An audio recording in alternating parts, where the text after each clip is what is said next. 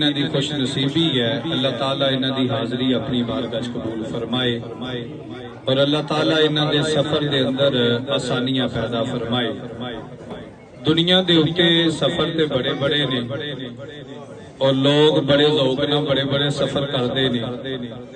لیکن میں سمجھنا کہ ایک مسلمان واسطے ایمان والے واسطے جیڑا حضور دا غلام ہے جنہیں رسول اللہ صلی اللہ علیہ وسلم دا کلمہ پڑھے ہے او دے واسطے اس کائنات دے اندر جیڑا سب تو اعلیٰ سفر ہے وہ مکہ شریف ہے اور مدینہ شریف ہے۔ سارے کہو سبحان اللہ۔ سب تو اعلیٰ جیڑا سفر ہے یا مکہ شریف ہے یا مدینہ شریف ہے، اور سب تو برکت والا سفر جیڑا ہے وہ مکہ شریف اور مدینہ شریف ہے۔ الحمدللہ اللہ تعالیٰ نے انہوں توفیق دیتی ہے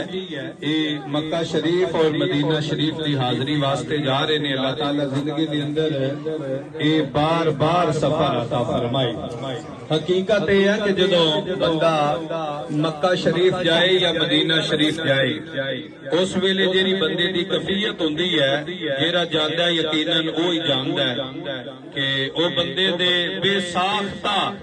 جدوں خانے کعبے تے نظر پیندی ہے نا تے اودیاں اکھاں چترو آ جاندے ہوندا تے خوشی دا موقع ہے، لیکن خوشی دے نال ہی بندے دی اکھاں چترو آ جاندے نے کہ یار مینوں اللہ نے اس قابل کر دیتا ہے، اللہ نے مینوں اس قابل بنا دیتا ہے کہ میں او کعبہ جدے نوں چہرہ کر کے نماز پڑھنا، اج اس کعبے دی میں زیارت قریب تو کرن دے آندا اور الحمدللہ جیڑی اوتھے اللہ دی رحمت برس رہی ہوندی ہے، اللہ دا کرم ہوندا ہے۔ یعنی اس ایتھوں تو ہی حساب لا سکدے ہو کہ ایک نماز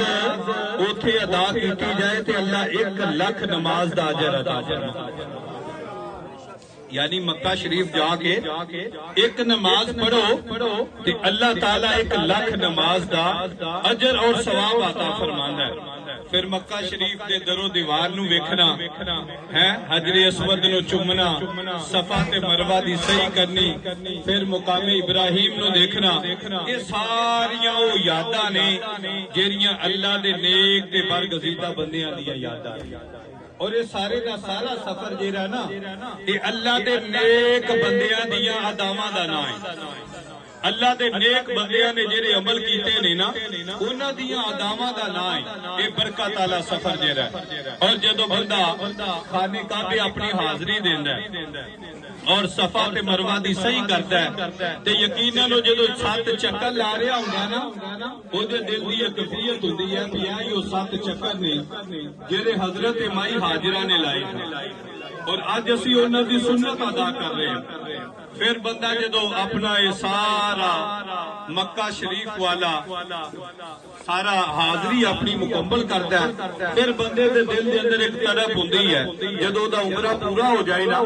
تے بندے دے دل دے اندر ایک تڑپ ہوندی ہے اور وہ تڑپ کی ہے کہ بندہ کدوں جیڑا نا او آجر ملن تے اسی مدینہ شریف چلے جائیے۔ اور سارے بزرگ ایک فرماندے ہوندے نے جب مسجد نبوی کے مینار نظر آئے اللہ کی رحمت کے آثار نظر آئے، اور اس گل دے اندر کوئی شک نہیں کہ بندہ مکے جا کے او دے اندر جیڑی خواہش باقی رہندی ہے نا کہ میں اس تو اگے بھی کتے جانا ہے، اس تو اگے بھی کتے جانا ہے، کوئی کوئی خواہش ہے